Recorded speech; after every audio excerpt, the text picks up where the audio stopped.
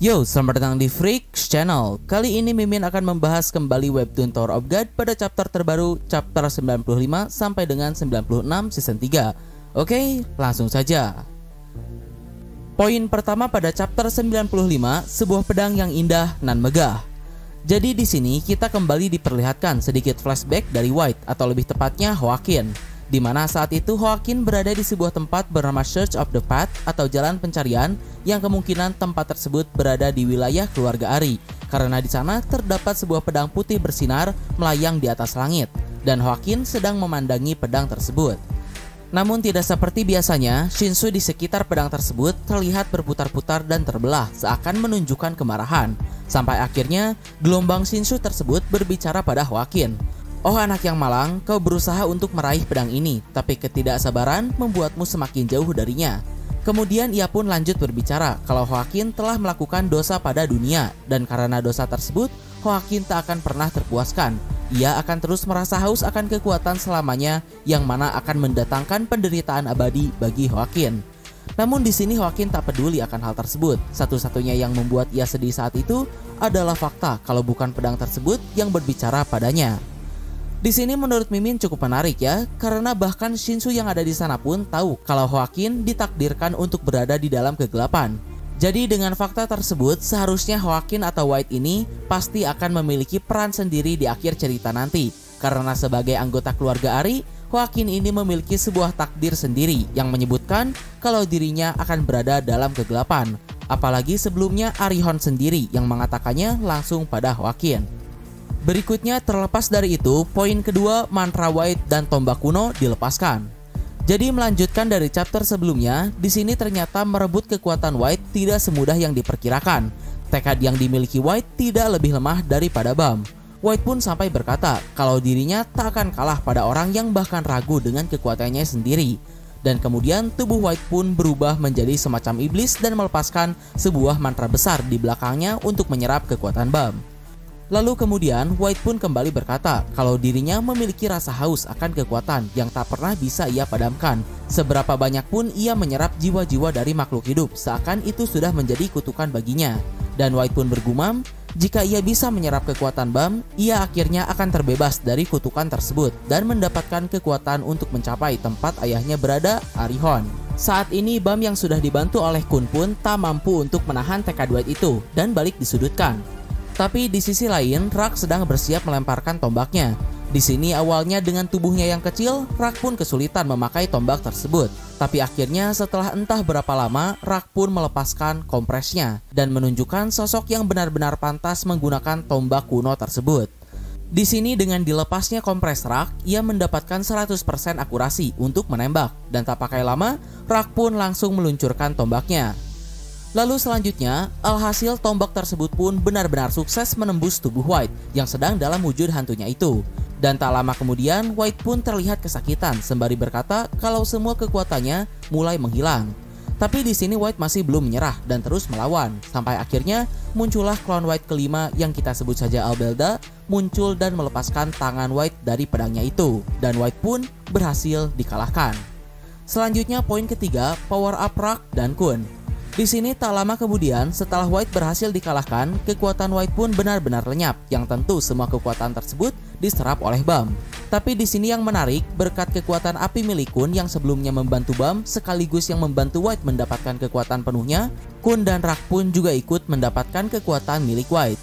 Buat yang bingung kenapa Rak bisa dapat kekuatan White, walaupun memang agak aneh, sepertinya ketika Rak melemparkan tombaknya, Kun juga ikut memperkuat Rak dengan ikan apinya. Sehingga ketika White berhasil dikalahkan, lewat perantara ikan api tersebut, Rak dan Kun pun ikut terciprat mendapatkan kekuatan White. Lalu di sini setelah mendapatkan kekuatan White tersebut, Bam, Kun dan Rak pun merasa kalau tubuhnya dipenuhi oleh kekuatan. Tapi tak lama kemudian, karena terlalu banyak memakai kekuatannya, Bam pun pingsan dan terjatuh dari atas sana. Tapi dengan cepat, Kun langsung melesat ke atas sembari menyelamatkan Bam. Di sini Kun sendiri cukup kaget karena dirinya sangat ringan. Tidak hanya itu, saat ini Kun juga bisa terbang. Bahkan ia memiliki semacam cahaya yang berada di pinggangnya, seperti yang White miliki. Belum cukup terkejut dengan hal itu, bahkan si buaya pun juga bisa terbang.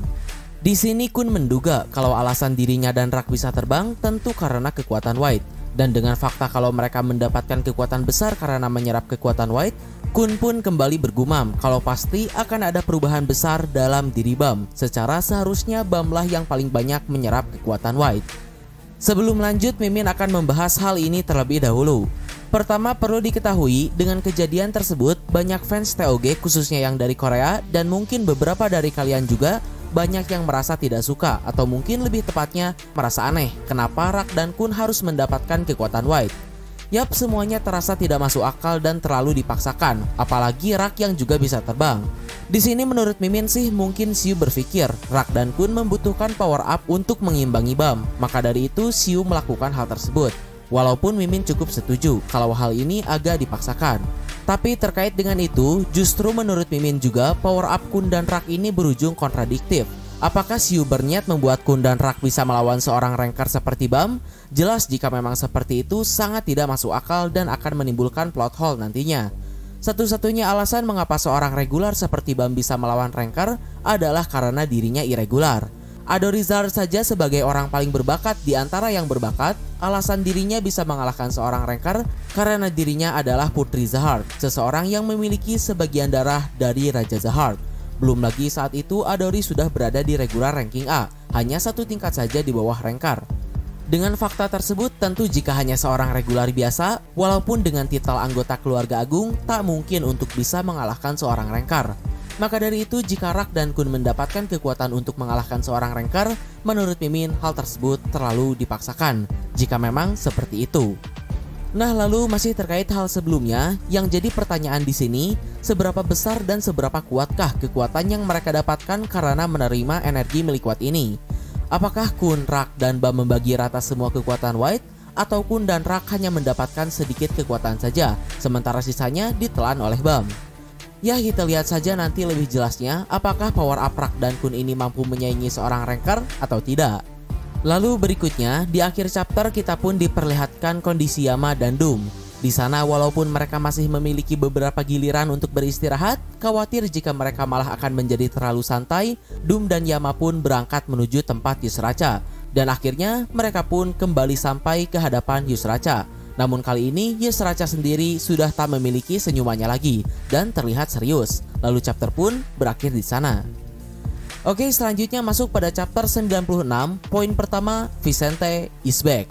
Yap, di sini setelah Bam berhasil diselamatkan, White yang masih ada di atas sana kemudian berubah kembali ke bentuk mudanya. Di sana White pun juga shock berat dengan apa yang telah terjadi karena semua kekuatan yang telah ia kumpulkan benar-benar lenyap tak bersisa. Sampai akhirnya rambut putih panjangnya pun berubah menjadi pendek. Dan ia pun berterima kasih pada Bam dan kawan-kawan karena berkat mereka dirinya bisa mengambil alih tubuh White.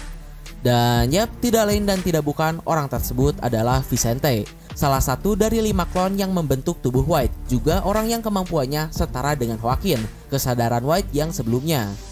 Dan yap, melihat tatapan dingin dan rambut pendeknya, Rak dan Kun pun juga menyadari dan mengingat kalau orang yang ada di hadapan mereka bukanlah White lagi, melainkan Vicente, atau lebih tepatnya orang yang saat ini mengendalikan tubuh White. Kalau kalian pengen tahu lebih jelas tentang si White ini, mungkin bisa tonton video pembahasan White, karena di sana Mimin menjelaskan bagaimana White bisa terlahir beserta latar belakangnya. Oke, berikutnya poin kedua, Yama versus Yusracha ronde kedua.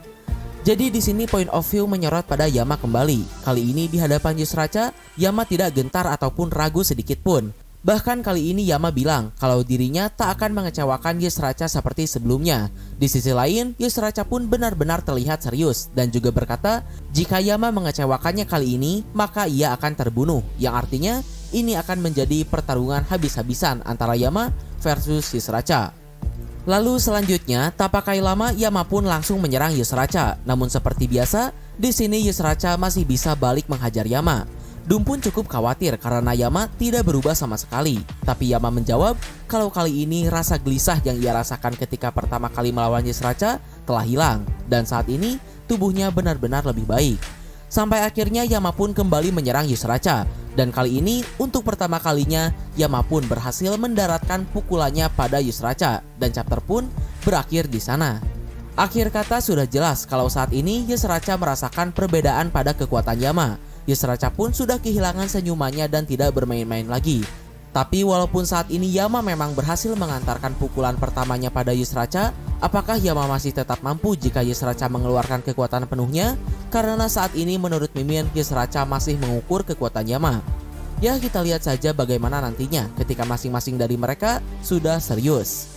Nah, mungkin kurang lebih itulah pembahasan 2 chapter terbaru TOG ini.